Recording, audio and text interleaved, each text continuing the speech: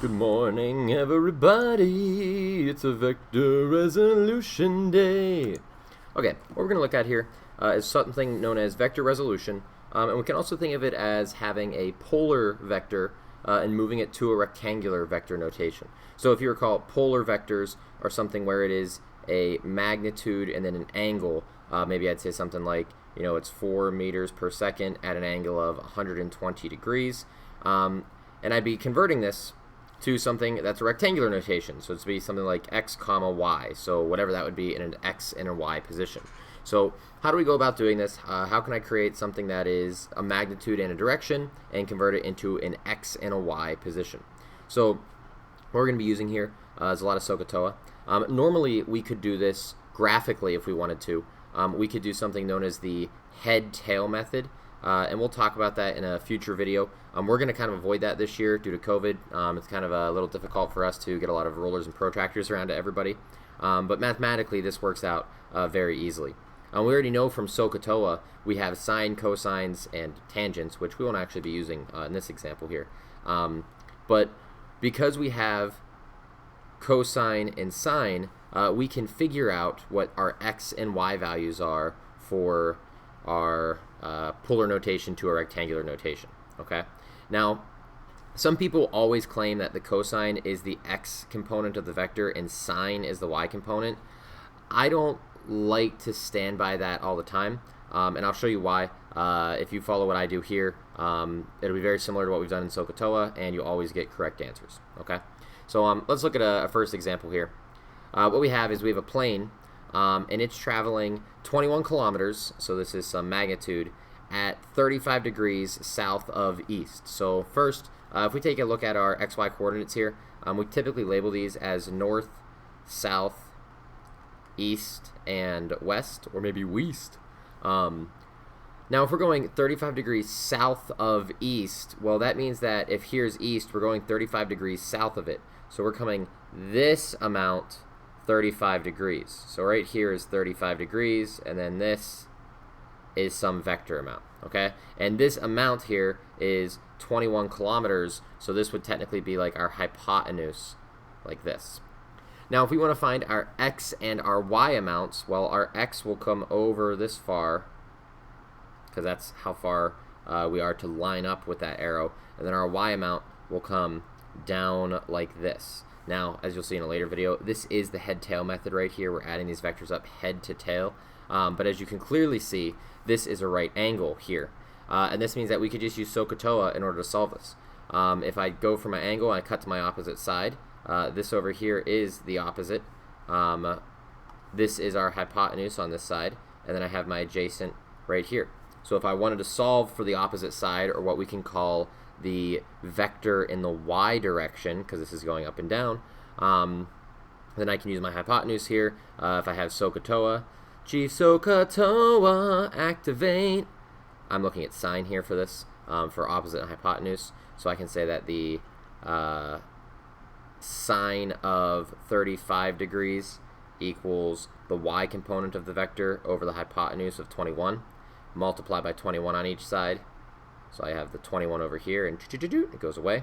And I quickly find that Vy is equal to, let's pull out a calculator real quick. Make sure you're in degrees here. There we go. So we're properly in degrees, so that's good. So 21 times the sine of 35, and I get 12.04, maybe 12.05 if I'm rounding. Okay. And if I do this for the x direction as well, I'm looking at my adjacent side, so I can say that the cosine of 35 equals the x component of the vector divided by the hypotenuse. Once again, we can multiply by 21 fairly easily here. So multiplying by 21 gets rid of the 21 there. And we have 21 cosine of 35 will equal Vx. And we will find here that Vx is equal to 17.20. Okay? So that's how we can kind of quickly create our vector resolution. So if before we were writing this as, 21 comma, and then technically the angle that we want here is all the way around. So that'd be 360 minus 35. So it'd be 21 comma 325. If that was our polar angle, now we could just write it simply as 17.20, comma, and then we actually want to be careful here. This answer for Vy, we got 12.05 here, which was great using SOHCAHTOA. But when we drew this vector, we drew it facing in the downward direction. And typically in your math classes, and if you choose to choose down as the negative direction, this vector resolution here will actually be negative 12.05. Okay, so just something to keep in mind out as you're trying that out. Okay, so it's just a SOHCAHTOA. Careful with your directions, but that's vector resolution. Why don't you pause this video for a second? Why don't you try this next problem? And I'll even give you a little hint here. Directly northwest implies that you're going directly northwest, and that both of these angles here are 45 degrees.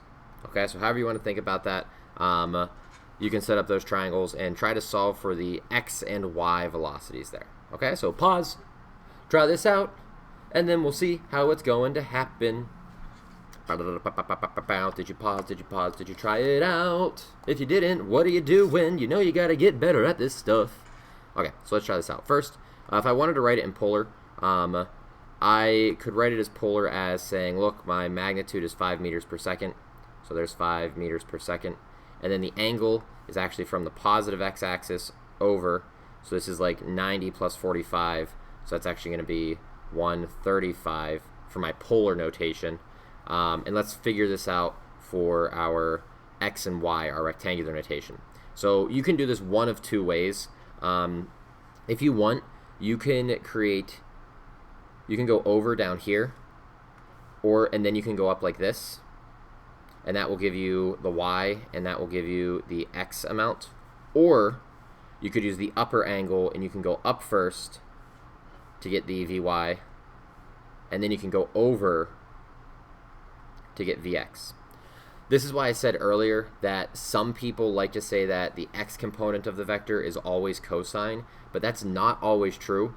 If you're using the upper triangle right here, then you'll actually see that Vx is on your opposite side, which would make that the sine component of the vector. Okay, so really, it's easiest to think about this in terms of just like, what does your triangle tell you, and then how would you get Vx and Vy, the x and y components, from whatever SOHCAHTOA you're using. Okay, I'm just going to use the bottom triangle. It doesn't really matter which one you choose though, so I'm going to cut across here. There's my opposite. Here's my hypotenuse, which does have a value of 5. That value of 5 is the hypotenuse. And our Vx then is the adjacent. If we want to solve for each of these, we can say that Vy over the hypotenuse of 5 meters per second equals the sine of 45 multiplied by 5 on each side. So this 5 goes away. We get a 5 over there. 5 sine of 45 gives me Vy equaling 3.53. And I have a feeling that x is going to be the same amount. We know at 45 degrees you're going over as much as you're going up. It's that perfect slope of 1. But if we do write this out completely, we'll find that Vx over 5 is equal to the cosine of 45. We multiply each side by 5. Chunk that into the calculator real quick. And we find that Vx equals 3.53 as well. But we do need to be a little bit careful here, because this x is going to the left, so I'll make that negative. So if we wanted to write this out in rectangular notation, we'd get negative 3.53 comma 3.53, because we're going to the left and then we're going up. What is this red thing over here? Oh, vector, what are you doing? Okay, so that's just how that can kind of work itself out. Okay, so nothing too crazy there for what's going on. We're just breaking things up into its components, looking at the x and y's, busting out some SOHCAHTOA, and figuring out what's going on here to convert from polar to rectangular. And with that, this is finished. Adios. Take it easy.